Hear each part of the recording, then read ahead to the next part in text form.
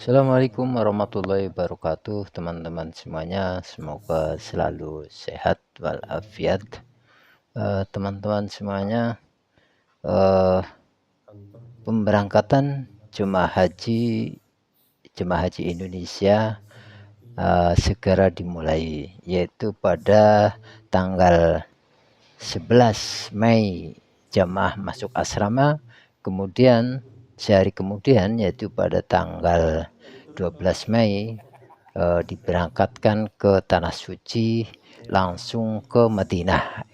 Jadi kloter awal itu langsung masuk Madinah, ya, turun di Bandara Madinah, yaitu gelombang awal itu mulai 12 Mei sampai 23 Mei, ini masuk gelombang awal ini. Kemudian gelombang kedua yaitu mulai 24 Mei sampai 10 Juni. Ini gelombang kedua, jemaah langsung masuk Jeddah. Jadi tinggal seminggu lagi pemberangkatan jemaah haji. Nah, Kementerian Agama Kota Bima beberapa hari lalu telah melakukan pembekalan terhadap karom dan karu terkait dalam memberikan pelayanan kepada jemaah haji Indonesia yang pada tahun ini akan berangkat. Jemaah haji Indonesia tahun ini yang akan diberangkatkan ke Tanah Suci berjumlah 241.000. Itu terdiri dari jamaah haji reguler 213.320, sementara jamaah haji khusus berjumlah 27.680 jemaah haji. Berikut adalah penjelasan PLH Kemenag Kota Bima dalam pembekalan tugas karom dan karu di Kemenag Kota Bima beberapa waktu lalu. Berikut keterangannya. Sallallahu alaihi wasallam. Bapak-bapak yang Mada hormati, sekali lagi Mada ingin menyampaikan bahwa kesuksesan pelaksanaan ibadah haji yang kita lakukan terutama untuk kloter 8 dan kloter 12 sangat ditentukan oleh kita semua. Kitalah yang bisa memastikan kelancaran pelaksanaan ibadah haji itu, dan kami sangat merasakan betapa besar peran penting yang dilakukan oleh Ketua Regu dan Ketua Rombongan. Kebetulan saya dengan Haji Haris ini alumni Ketua Regu di 2018 saat kami melaksanakan ibadah haji. Jadi alumni ini sekarang kita wariskan ke Pak Haji Iwan Zulkifli, Ketua Regunya. Sama-sama pernah menjadi petugas haji. Tahun lalu Haji Iwan Zulkifli sebagai petugas non-kloter untuk akomodasi. Kalau Haji Haris ini sudah 2 kali jadi petugas. 2000 berapa Pak Haji? 2015 sebagai ketua kloter, 2024 ini sebagai pembimbing ibadah. Dan sekali lagi kami pernah melakukan peran yang sama sebagai ketua regu dan ketua rombongan. Kalau ketua regu dan ketua rombongan ikut peran aktif membantu melayani jemaah haji kita, maka semua proses yang kita butuhkan bisa berjalan dengan lancar. Kita tentu tidak bisa berharap 100% ke 5 orang petugas kloter. Hanya 5 petugas kloter ini yang melayani sekitar 400 orang. Tidak mungkin yang 5 orang itu bisa melakukan pelayanan dengan jumlah yang sangat besar ini. Belum lagi dengan beragamnya kondisi jemaah haji kita.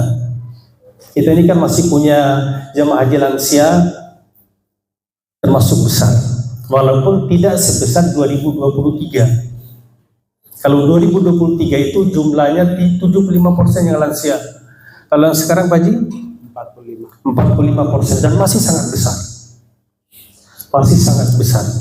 Karena yang 45 orang ini kita akan layani dari A sampai Z. Jemaah kita. Bahkan ada yang harus kita gendong. Kita bopong bersama-sama jemaah ini. Di Geo. Madano masih punya video ketika Geo jemaah haji itu. Belum lagi kalau sudah tidak bisa jalan, berat badannya di atas rata-rata. Tidak bisa satu orang. Tidak bisa satu. Maka tahun lalu punya jemaah dari Dongko.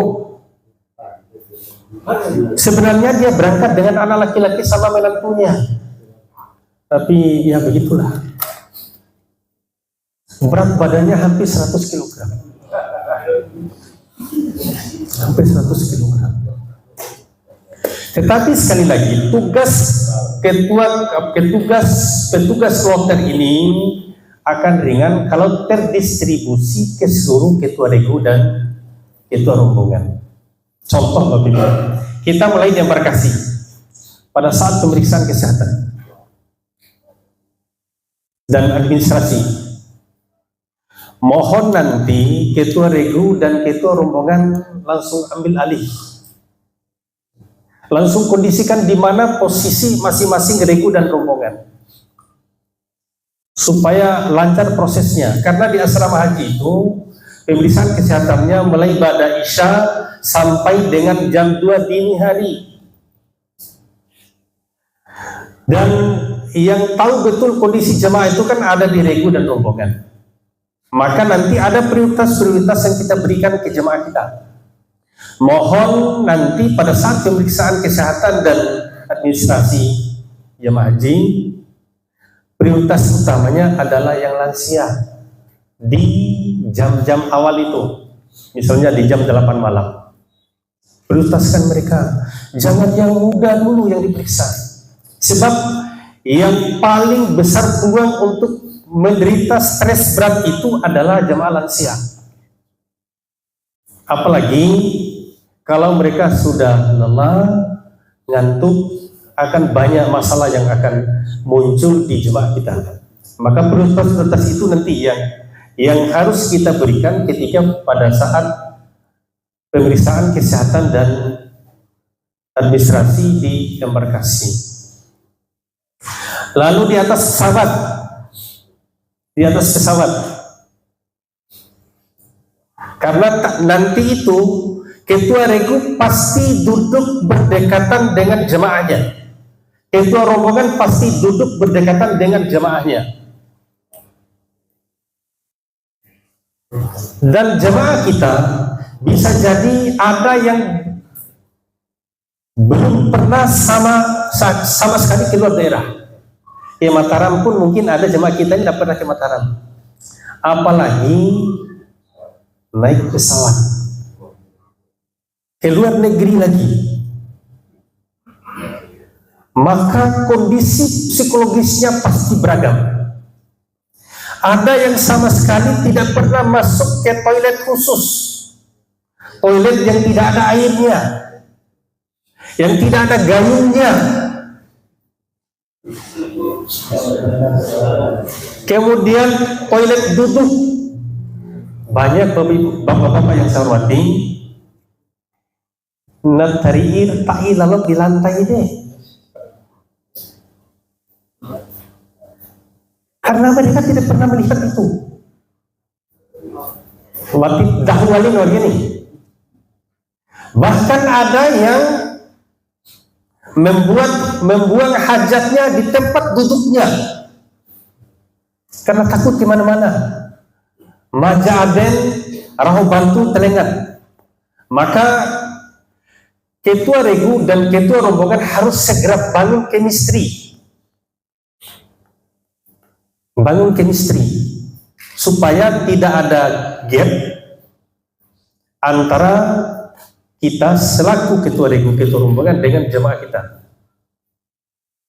Sehingga dengan demikian masalah nanti bisa teratasi. Lalu mana persingkat karena nanti Pak Kasih ada materinya yang biar lebih detail lagi. Ketika sampai di bandara tujuan, kalau bandara tempat start kan nanti di bis itu kan kita dikunci habis di bis, seperti tahanan lain deh, dikunci dari luar pintu bis itu supaya watiara mohon colosa. Dan pasti ada yang mau loncat duluan. Beberapa tahun yang lalu ada jemaah kita yang loncat dari lantai 3 di asrama haji itu sampai ke bawah, sehingga patah karena stres berat. Maka nanti begitu sampai di Jeddah atau di Madinah, yang di kloter 8 sampai di Ammah Madinah, mohon bersama regu dan rombongan. Karena kita berada di dunia lain. Berada di dunia lain.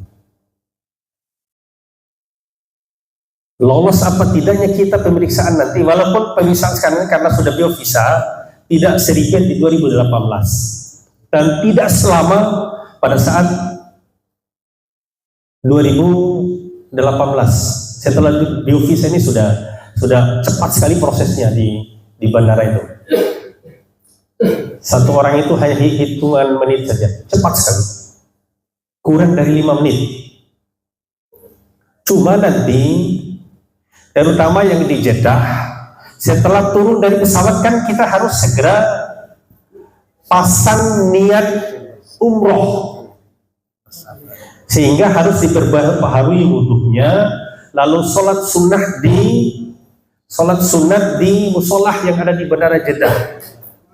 Mohon bapak-bapak ketua regu dan ketua rombongan bersama jamaahnya, karena itu kita sudah mulai melaksanakan rukun haji yang namanya niat ihram.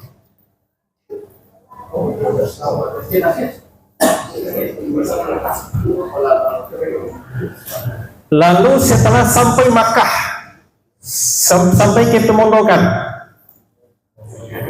banyak yang tidak sabar kita nanti.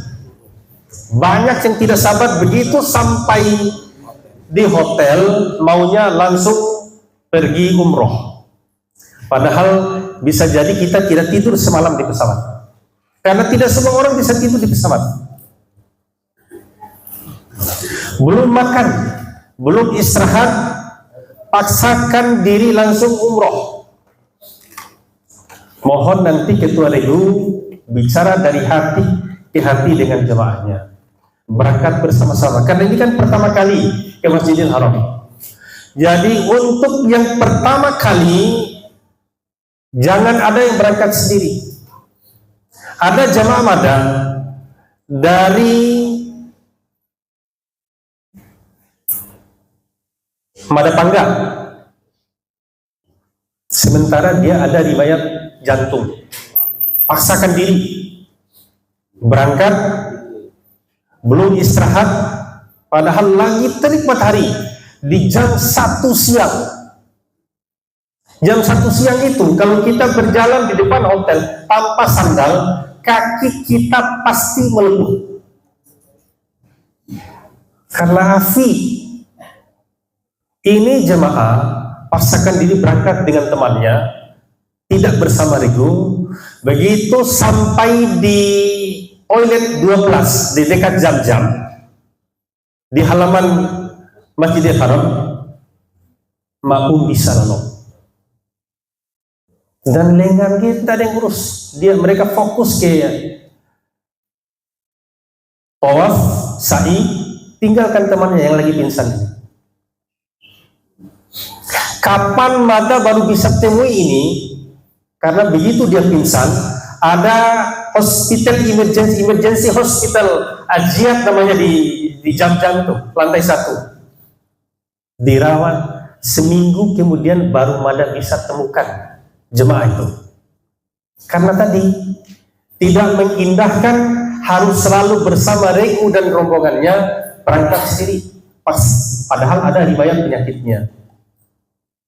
Bayangkan seminggu baru bisa melaksanakan umroh, padahal mau niatnya begitu nyampe selesai umrohnya, tapi ternyata tidak bisa.